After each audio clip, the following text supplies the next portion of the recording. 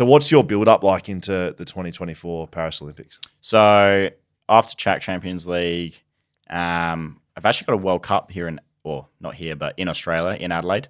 Good. So that's sick. We don't have to fly anywhere. Normally, we're always carting over to Europe to try and race. You're based out of Adelaide? Yeah, we're based out of Adelaide. The whole cycling program's based out of there. A lot of the endurance riders train in Europe and stuff like that on the road, but the sprint team is pretty much there all year round.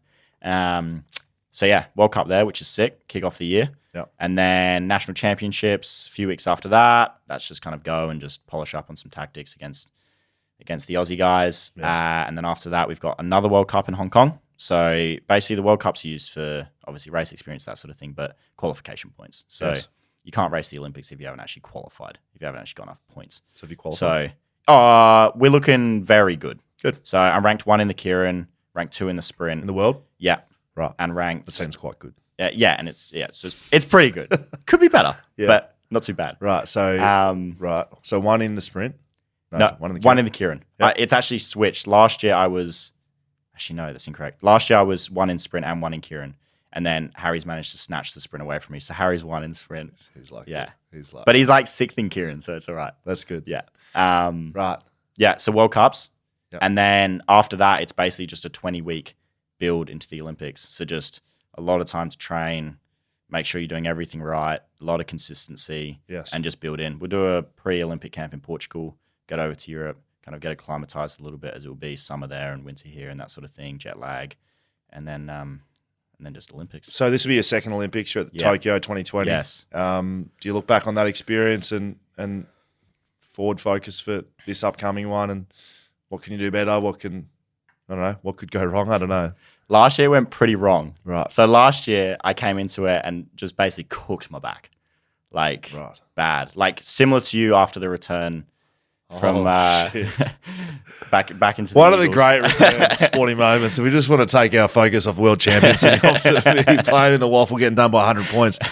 Yeah, right. So you broke your back. I broke my back. Right. Bad. Right. So it was kind of just a little niggle that came in and then just built like Olympic pressure. You want to keep training, you want to keep pushing, trying to do the maximum, but it just ended up getting worse and worse and worse. A few cortisone injections later, and I was just full rest mode. So I just didn't have the base coming in.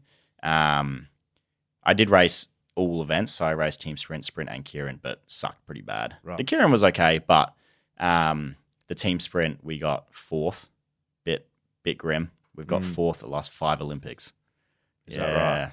So we're looking to change that this time. Yeah, is that like a top of priorities for you? Yeah, well, team sprints, like I said, because only 8 teams qualify, Yes. and there's like 32 in the individual stuff, and there's no tactics. It's like the main event. As long as you're like good. Like if we were 8th fastest team sprint team, then I'd probably be like more focused on sprint and Kieran, just for a solo mission. But the team sprint for us is obviously like we're top 1-2 with the Dutch, and the other teams aren't super close at the moment. So that's what we're coming in to win. Competing for your country, like the Olympics, obviously world champs.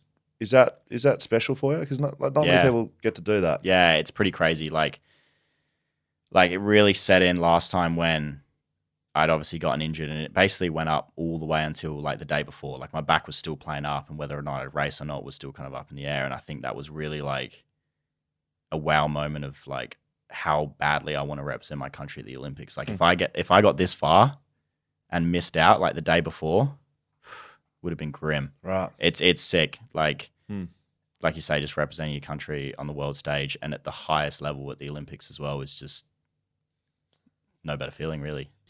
Did you like that? Well, you should see the full episode. They're out Wednesdays on YouTube, or you can listen to them wherever you get your podcasts.